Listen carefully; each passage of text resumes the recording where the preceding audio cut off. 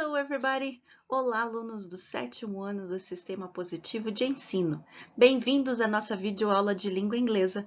Eu sou a professora Camila Rodrigues e estou aqui no SPE com você.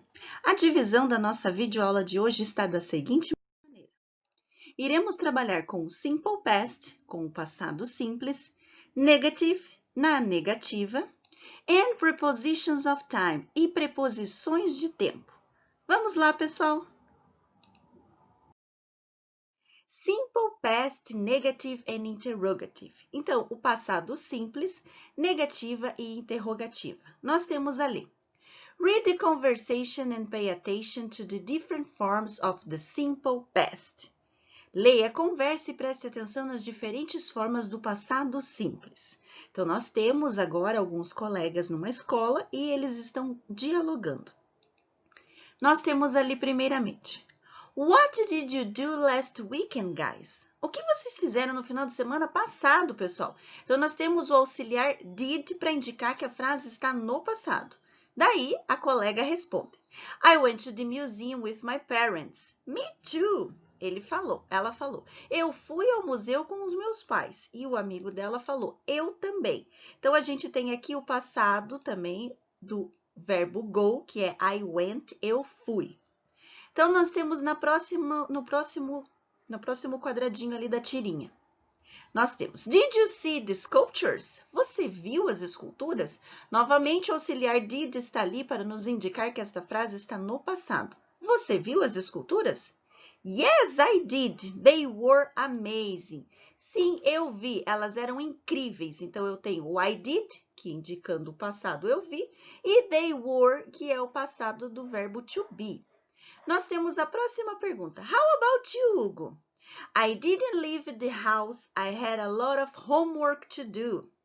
Eu não saí de casa. Eu tinha muita tarefa para fazer. Então, nós temos a negativa agora do passado simples, que é o didn't. Logo aqui abaixo, nós temos uma regrinha. Attention. In questions and negative sentence, we use the auxiliary did or didn't. Então, nas perguntas e nas negativas, a gente utiliza o auxiliar did. Did na afirmativa e pergunta e didn't na negativa. And the main verb in the base form. E o verbo continua na sua base normal. Ele não é modificado quando eu tenho o auxiliar, porque o auxiliar já está indicando, ajudando, mostrando que é o passado. Então, o verbo não sofre modificação. Ele só sofre modificação nas frases afirmativas. Então, vamos continuar?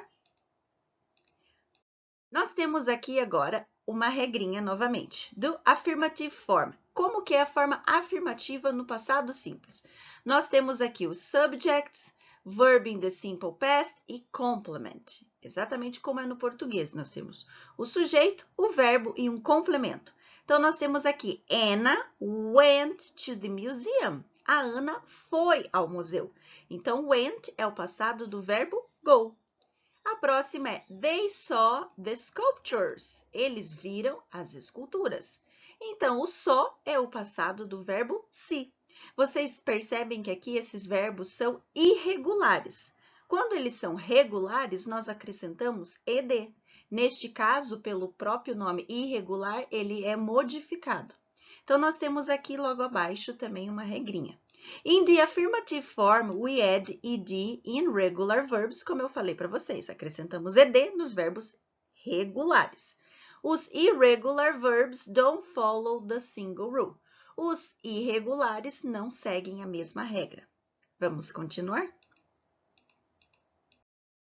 Nós temos aqui agora a forma negative.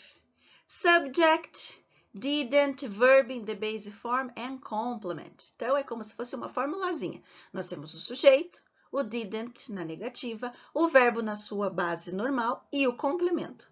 Temos a frase aqui, They didn't go to the museum. Veja que o go ficou na sua base normal. Então, eles não foram ao museu. Hugo didn't see the sculptures. Hugo não viu as esculturas. Agora, interrogative form, na forma interrogativa, na forma de pergunta, eu coloco o auxiliar did na frente. Então, eu vou colocar o did e daí o subject. Primeiro vem o auxiliar did e depois o sujeito. Verb in the base form and complement. O verbo na sua base normal e o complemento da frase. Did you go to the museum? Você foi ao museu? Did they see the sculptures? Eles viram as esculturas? Então, aqui, cada vez que apareceu o auxiliar, did, indica que estamos falando do passado simples e também o verbo vai ficar na sua forma normal, na interrogativa e negativa. Nós temos agora as prepositions of time. Vamos relembrar quando que utilizamos as preposições de tempo. Nós temos aqui, we use prepositions of time to indicate when something takes place. A gente usa as preposições de tempo para indicar quando algo vai acontecer. Como exemplo, the exhibition opens on Friday at 3 p.m. A exibição abre nas sextas-feiras, às 3 horas da tarde. A preposição de tempo que a gente tem aqui é on e o at. O outro menino fala assim, I'm only free in the evening. Eu só estou disponível no começo da noite. Então, in the evening, a preposição in. E o outro colega fala, we could go on the weekend. Nós podemos ir no final de semana. Preposição de tempo on. Então, quando que eu utilizo cada uma delas? O at, exact time, hours, night, weekends, UK. Hora exata, para falar de horário, para falar da noite, e nos finais de semana, no Reino Unido, que fala at weekends. O in eu utilizo antes de months, seasons, parts of the day, year and decades. Eu utilizo na frente dos meses, estações do ano, uma parte do dia, do ano e em frente de décadas. E o on eu utilizo days of the week, dates and weekends, USA. Nos dias da semana, em datas, e nos finais de semana, no inglês americano, norte-americano, que eu falo on the weekend. Vamos continuar, pessoal? Nós temos aqui um exercício para a gente colocar em prática agora o que a gente relembrou novamente do Simple Past, do Prepositions of Time e Simple Past Negative and Interrogative. Nós temos o exercício que fala assim, read the answer and choose the corresponding question. A menina responde e eu tenho que achar qual seria a pergunta. Ela fala, no, I didn't. I left it at home. Não, eu não trouxe, eu deixei em casa. Então, se a frase se a resposta dela é no, I didn't, a pergunta vai ter did. Então, não pode ser a letra A. Was your art textbook in your bag? Is your art textbook here? Que é uma frase no presente. Do you have an art textbook? E did you bring your art book? Então, eu tenho que utilizar o auxiliar did. Did you bring your art textbook? É esta a alternativa correta. Neste próximo exercício, vamos relembrar quando que utilizamos a preposição de tempo in. Lembrando que eu utilizo ela na frente de months, seasons, part of the days, year and decades. Eu utilizo na frente dos meses, estações do ano, numa parte do dia, na frente de anos e na frente das décadas. Neste exercício, fala assim, read the following sentences, which ones are correctly filled with the preposition in. Leia as sentenças abaixo, quais nós podemos preencher corretamente com a preposição de tempo in.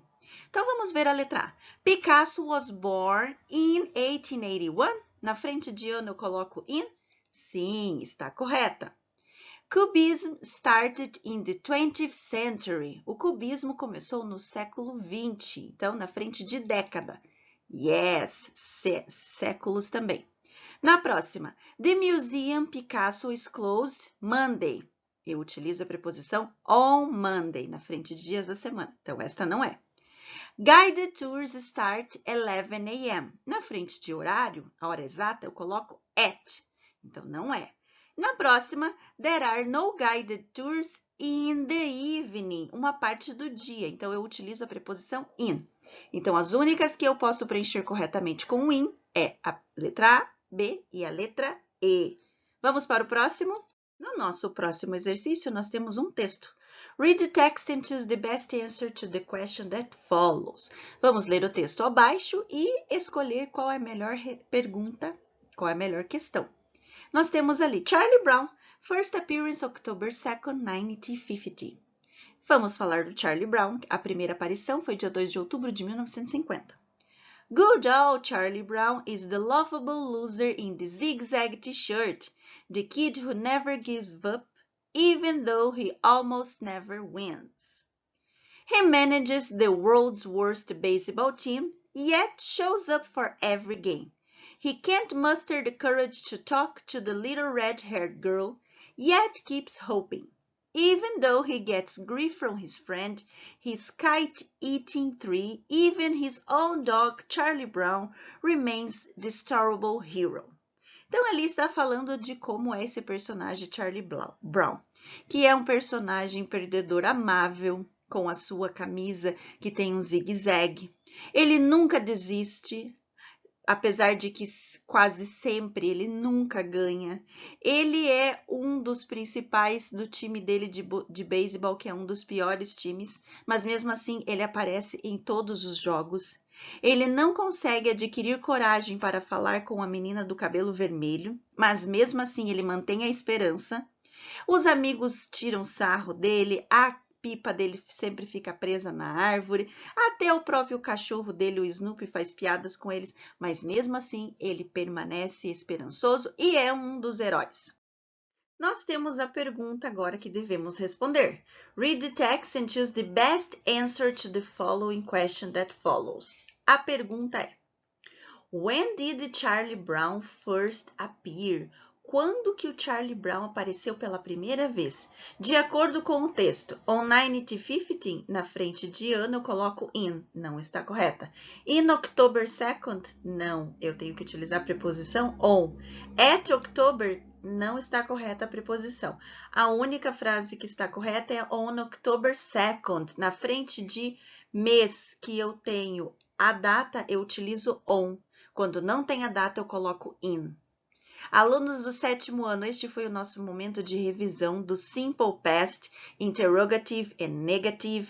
Também tivemos as Prepositions of Time, in, on e at. Continue participando do SP com você para a próxima videoaula com resolução de exercício. Bons estudos and bye bye everybody!